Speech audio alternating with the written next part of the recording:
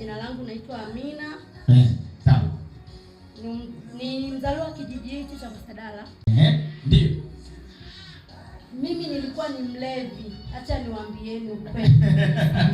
Afadhali umesema ukweli. Mtacheka chekeni, mtakae furahini, lakini mimi nilikuwa ni mlevi. Jesus.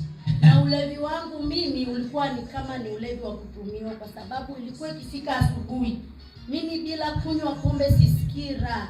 Asubuhi ikishafika saa 12 kwenye koromeo langu linahitaji pombe. Unaona mambo yalivyo?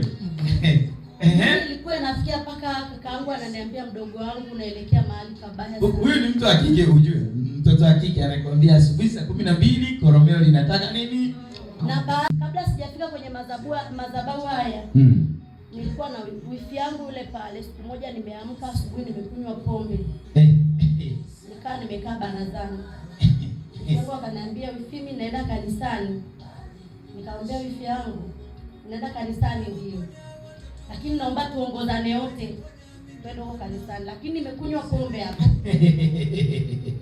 Nilikuja siku moja mara ya kwanza kufika katika hii madhabahu nimekunywa pombe. Katai. Mungu anatupenda hivyo hivyo. Lakini kwa kweli namtukuza Mungu, pombe nimeacha. Nimekanyaga kwenye madhabahu. Pombe, sina kiu ya pombe tena. Kiu na soda tu, na kiu na chai, na kiu, yani mara kwa mara ni soda ni chai, mimi ndo nakunywa. Kwa kweli mimi namshukuru Mungu na bado nashuhudiwa kwamba mimi nibatizwe katika haya madhabahu.